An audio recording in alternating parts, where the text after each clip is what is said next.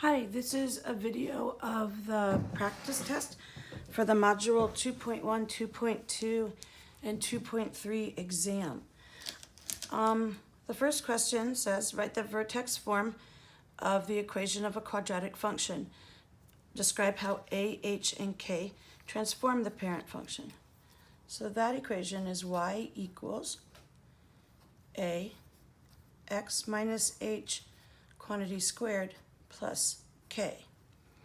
I know you can see the answer key, so I'll just remind you that a stretches and compresses, and a negative a reflects. H shifts horizontally, but remember that the sign is important. A negative h shifts right. A positive h shifts left. K is a vertical shift, and a positive K goes up and a negative K goes down. Okay, and again, you have the answer key, so you can look a little more closely at those things there. 1A says to graph the parent function, and it says show at least 5 points total. Creating a table of values is optional. We can go ahead and do the table of values for the parent function. The vertex, first of all, the parent function is y equals x squared. That's the parent function for all quadratics. The vertex is 0, 0, so that goes in the middle of my table of values.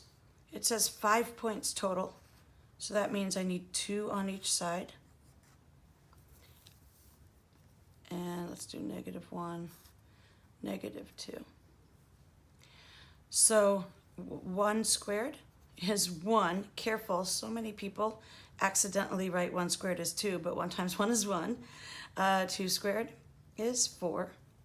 -1 squared is +1, because any negative number times itself is positive, right? -1 times -1 is positive. And then -2 squared is also 4.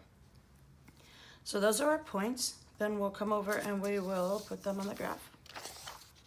So I have 0, 0, 1, 1, and 2, 4. Now I know I don't have this really zoomed, so I'll say those points again. 0, 0, 1, 1, 2, 4. Then -1, 1, and +2, 4, or -2, 4. And then when I connect those, I want to curve it. And since it's the parent function, we're going to say that it's continuous and it keeps going.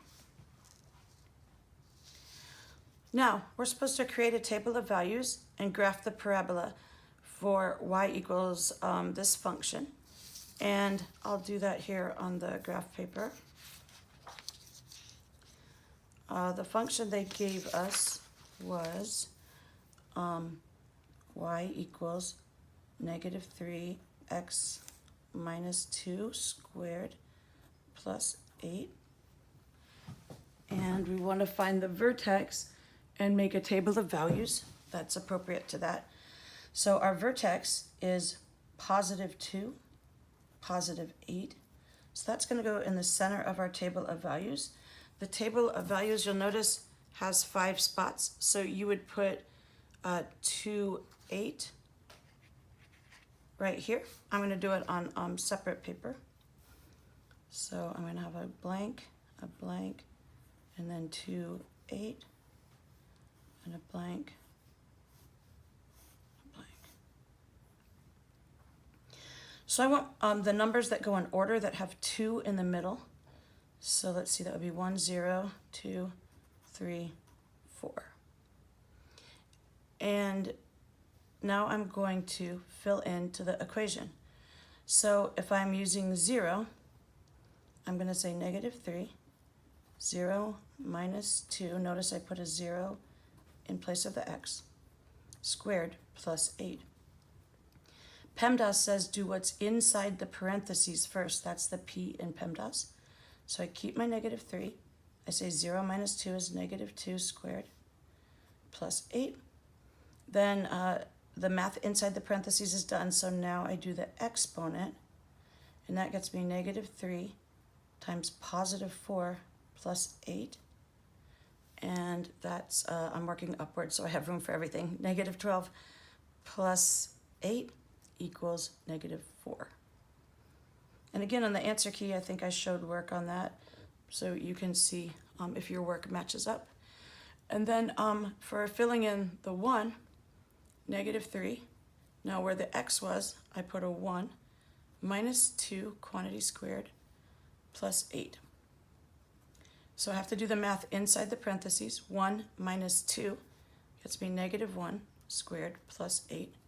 Negative 1 times negative 1 is positive 1. Careful, a lot of people mess that up. So negative 3 times 1 plus 8. So negative 3 plus 8 equals positive 5.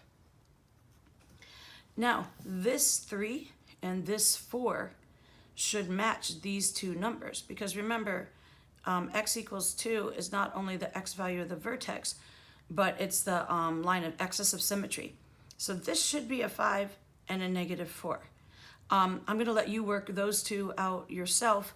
Again, I showed the work on the answer key, but indeed this does end up being a 5 and this does end up being a negative 4. So then we graph it. And again, I know I'm not zoomed enough for you to see everything I'm doing on the graph. I usually graph the parabola first, so I mean the vertex first. So here's 2, 8. I'm expecting the parabola to be concave down because I have a negative a value. I'm also expecting it to be stretched. So now I'm going to graph this point 1, 5. And I want you to notice that, well, I'll finish it first. And then 0, negative 4. Oh, that's way down here. Let's see, 3, 5, I got that. And 4, negative 4. Then I'll draw this parabola best I can, freehand here. That's not great, but close enough. What you'll notice is you can see the stretch. So if this were the parent function, it would go down 1 over 1, and it would be shaped like that. But since it's stretched, it goes down 1, or down 3 over 1, down 3 over 1.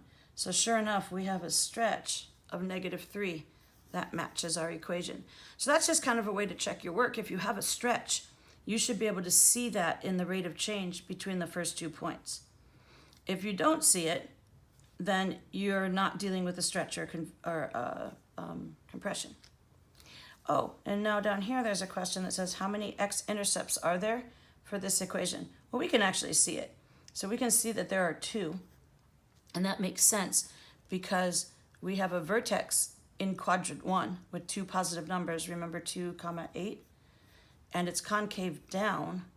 So this parabola is definitely hitting the x-intercept, the x-axis twice. Okay, next page. It says, below each graph, describe the transformations of each parabola. Some will have more than one answer. So what you notice about this first parabola is that, on number 2, it's the blue one on your paper, is that the vertex is 6, 0. So what that means is if you think about the parent function has a vertex at 0, 0. So this shifted right 6. So I'm going to say shift right 6. It did not move up or down. Now, if we want to see if it's stretched or not, let's look at the rate of change between the vertex and the next grid point. And we can see that it just goes over 1, up 1, over 1, up 1. So there's no stretch, no compression. All this is the parent function shifted right 6. This one, I noticed that my vertex is 0, 0. That means there's no up or down shift. There's no reflection because it's still concave up. And I don't think there's a stretch because if I look here, I go over 1, up 1, over 1, up 1. So there's no stretch either. So this had no transformation. trick question because this is the parent function. And then if I were in a test situation, I would be suspicious right now, so I would just be checking that. Okay, this is 1, 1. Oh yeah, that's 2, 4. Let's see, 3 squared is 9. Yes, this is the parent function. Ooh, look at this. I mean, first thing I notice is that it's reflected, so I'm just going to write that. It's concave down.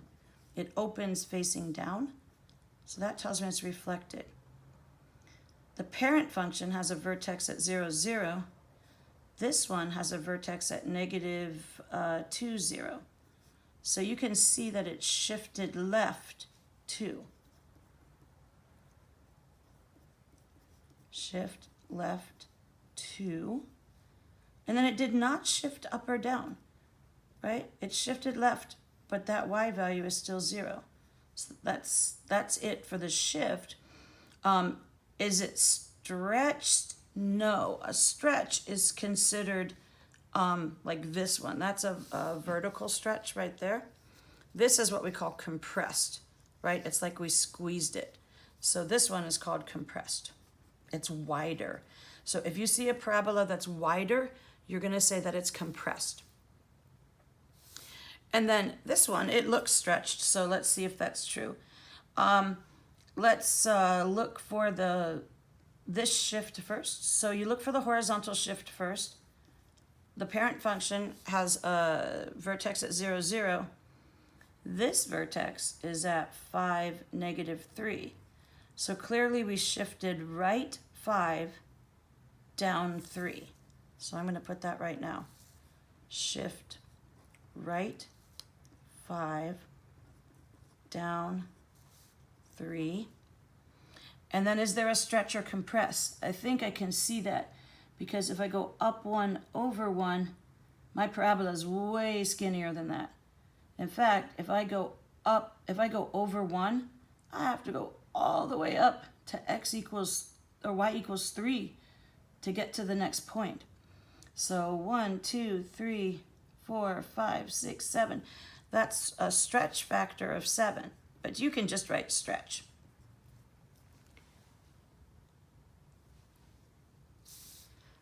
Okay, it says below each equation, describe the transformations. Some will have more than one answer. When I do these, I think it's good to recognize what the vertex is and then write about the transformations. So y equals x squared plus 1. The vertex is negative 1, 0, because you can't see the k. And so with a vertex of negative 1, that means we must have shifted left. So shift left. There's no k, so we didn't shift up or down. And a is 1, so there is no stretch, compress, reflect. Okay, this one, 5x squared. If we look at this, there is no h and there is no k. So I did not shift left or right. The only thing that happened is this a value. So this is only a stretch. And a is positive, so we did not reflect. Okay, if we look over here, I see that I have a negative h. So that means I shifted right 5 and a negative k, so that's down 8. And by the way, I have a vertex of 5, negative 8. That helps me see what the shifts are. So I shifted right 5, down 8. A is 1, so there is no stretch, compress, or reflection. In fact, I didn't put any reflections in here, huh? Okay, let's look at this one. The k would be 0. So my vertex here would be negative 7, comma 0. So that must mean I shift left and I do not shift up or down. So shift left, 7. And then this 1/5 is a compression because that is a fraction that's in between 1 and negative 1. Right? Remember, if the numerator is smaller than the denominator, that counts as a compression. And I'm not going to try to trick you with that on the test. If I give you a fraction, it'll be a compression. All right, moving on. Let's identify some A's, B's, and C's here. Well, A, it might help you to remember the form of a trinomial is ax squared plus bx plus c. A is always attached to the x squared. B is always attached to the c. B is always attached to the x, and c is not attached to any variable. It's a number alone. So here we have a 6 attached to the x squared, a -2 attached to the x, so that's b, and a +1 alone.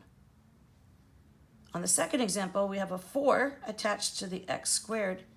We have nothing, we have no x's, so b must be 0, and we have a -9 alone. It says multiply the binomials, combined like terms, then identify A, B, and C. You could use the shortcut here if you're comfortable with it, but I'm going to go ahead and do it the long way, and I'm going to show that on my other paper here. So x plus 3 times x plus 3. We're going to multiply, this x gets to multiply by both of these things. And then this 3 multiplies by both of these things. So x times x is x squared. X times 3 is 3x. Now this 3 gets a turn. 3 times x is 3x. 3 times 3 is 9. Combined like terms. X squared plus 6x plus 9. Now, we knew that was what was going to happen because this is the same as x plus 3 squared. So remember, if you're multiplying two identical binomials, it follows that pattern. If they aren't identical, it won't follow that pattern.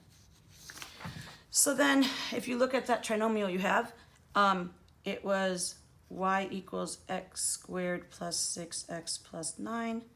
That's 1x squared, so that's a 1. 6 is with the x, and the 9 is the number alone. Okay, simplify square roots. You are looking for one of the two factors that are identical, that multiply to equal the radicand. So what two things multiply to be 100?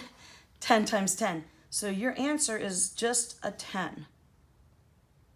Okay, so the square root of 100 is 10. If you root 100 down, you get a plain old 10. To check, you say, is 10 times 10 100? Yes. So notice the answer is one factor, but the check, we cover both factors. So 49x squared. We're allowed to take the square root of each individual item. So the square root of 49 is 7. The square root of x squared is x. Another method that people like to do when they have something like that is to write it as pairs. So if you can write these as identical pairs, 7 times x times x.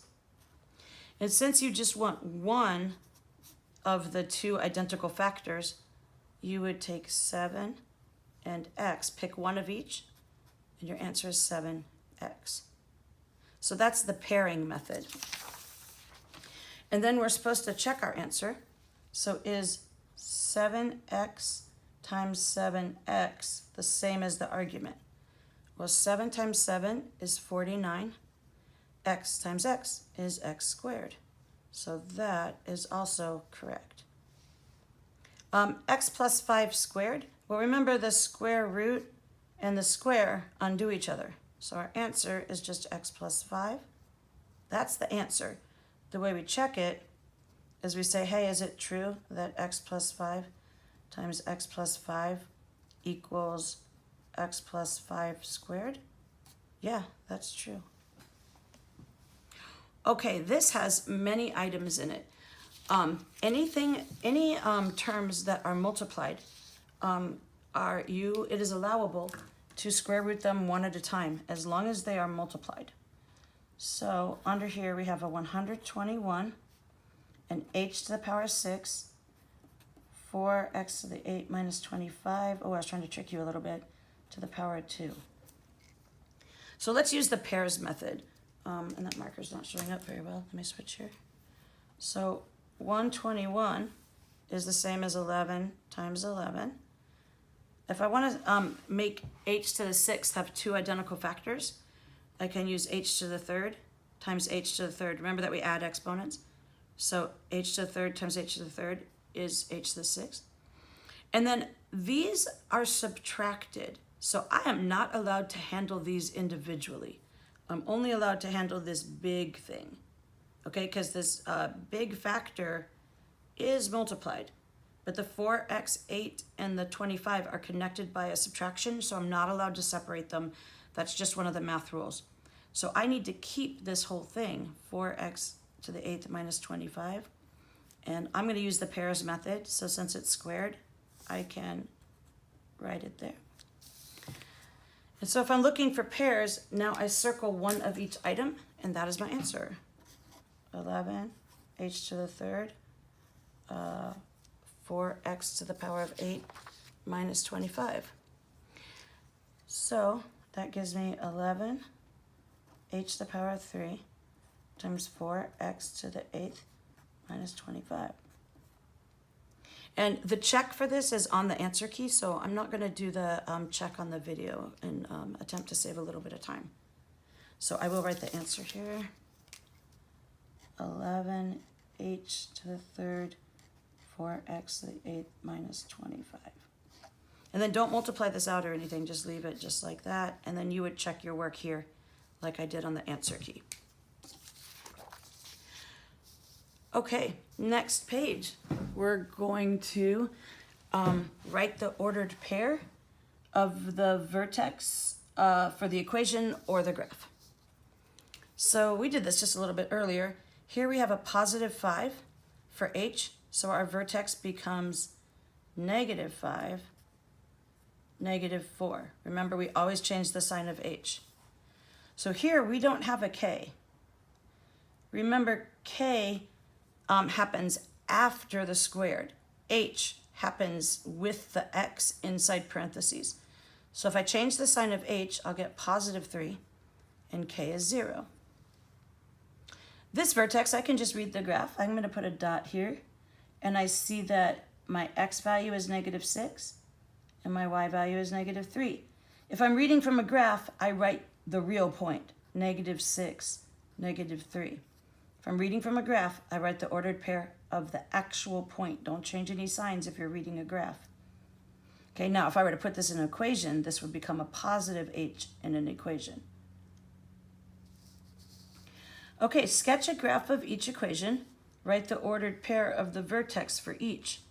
Well, that instruction is even a little bit backwards. So this vertex, let's do the vertexes first. This vertex is negative 5, negative 4, because it says positive h. This vertex, it says x minus 4, so this is going to be positive 4, and the k is a positive 5. On letter T, they're giving us h is negative 5, so I make h positive 5, and I keep the k. Remember, k is for keeps. Then on letter V, there's a plus 4 for h, so I'm going to write a negative 4, and then there's a negative 5 for k. Finally, on W, they have a positive 4, so I'm going to write a negative 4, and then a positive 5 for k. Now, I'm going to go check and make sure that I changed every sign of h. I changed on R, positive 5 to negative 5. On S, I changed the negative 4 to positive 4. On T, I changed the negative 5 to positive 5. On V, I changed the positive 4 to negative 4. And on W, I changed the positive 4 to negative 4. Now I'm going to check that I kept all the K signs. So I have a negative 4 and a negative 4 there for K. On S, I hope you could see what I was just doing. A positive 5 and a positive 5. T, positive 4, positive 4. I'm looking at the K's. For letter T, I have a negative 5, negative 5. And for W, I have a positive 5, positive 5. So if I'm going to sketch a graph of these, What really matters is that I have the concave up or concave down right, and that if there's any a value that I'm acknowledging that. So for r, I can just draw basically the parent function shifted 5 to the left and 4 down. So I just want to draw a fairly normal looking parabola and make sure that I put the vertex where -5 would be here and -4 would be. Okay, so that my vertex is in quadrant 3. Then for S, I have a +4 and a +5. That's quadrant 1, right? So I'm just kind of making up where 4 and 5 would be. Oh, I do have an A value, so this is going to compress. A is positive, so it's still concave up. So what I want to draw is a wide parabola. A wide parabola that has that vertex. Okay, then letter T, I have 5, 4. So I'm still in quadrant 1. So 5, 4. And A is 1. So what I want to make this look like is as much like the parent function as I can in quadrant 4. Then -4, -5 for V. And look, I have an A value of -9. So it's going to be stretched, and it's reflected, and it's already starting in quadrant 3. So -4, I'm going to pretend like this is -5 so I have room. And if it's stretched, it means it's really skinny.